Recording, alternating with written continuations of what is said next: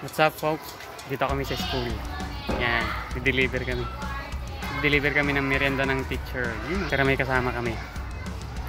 Papakita ko sa inyo. Ito! Ang aso ni Auntie Pina. Nung una hindi ko napansin yan eh. Pero nung nakalayo na kami, nakita ko may sumusunod na aso. Samahan mo kami?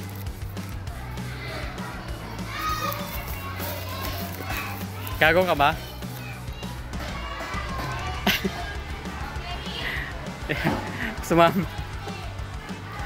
Sumama yung aso dun.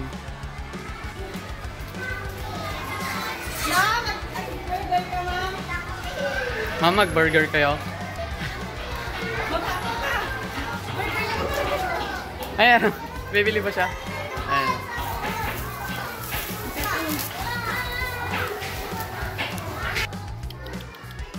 Ito. Yan, kasama pa rin namin siya. Sunod lang ng sunod. Saan ka naman nakakita ng school na may aso? Siyempre dito lang. Dayo pa. Sa patuloy lang kami sa paglalakad. Kasi hindi pa kami boundary eh. Konti pa lang yung napagbebentahan namin. Kaya susubukan namin mag-alok. Kahit hindi sila umorder. Yung ibang teacher kasi umorder sa amin eh. Siyempre, yummy yung tinda namin. Ayun na naman yung aso. May bodyguard kami. Medyo mabaho nga lang. Hindi napapaliguan eh. Dito pa rin tayo sa school. Andito pa rin siya. Eto pa siya. Hanggat di kami umalis, hindi rin niya naalis. Sa may pesto lang kasi nakatira yan eh. Doon sa may likod. So yan, pauwi na kami. Tapos na kami mag-deliver. Siyempre kasama namin alis yung aso. Hindi namin pwedeng iwan yun. Tapos pupunta kami ng Balay Homes. Yan, bibili kami ng beef.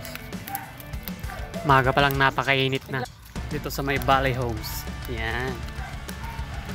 Medyo pinagpapawisan na ako. Buti na lang nandito na kami. Ito yung vape shop ni Kuya. Madami rin bumibili dito eh. Kung minsan naka-aircon pa to. Kaso hindi namin nabutang bukas yung aircon niya. Sa sobrang daming tinda ni Kuya, hindi ako makapili. Yung flaba lang dapat bibilin ko kasi. Yung pinakaulo niya. Kaso wala na daw sabi ni Kuya. Wala nang flaba. Nahuli daw silang walang permit eh. Kaya no choice ako. Eto na lang. Geek Bar. Siyempre inupakan ko agad yan. Nang matikman naman. Masarap naman siya. 15 K-pops. Wala pang isang araw sa akin to. 90% na lang yung juice niya. Medyo malakas ata homie pack ha. So yan, nandito na ako sa may pwesto.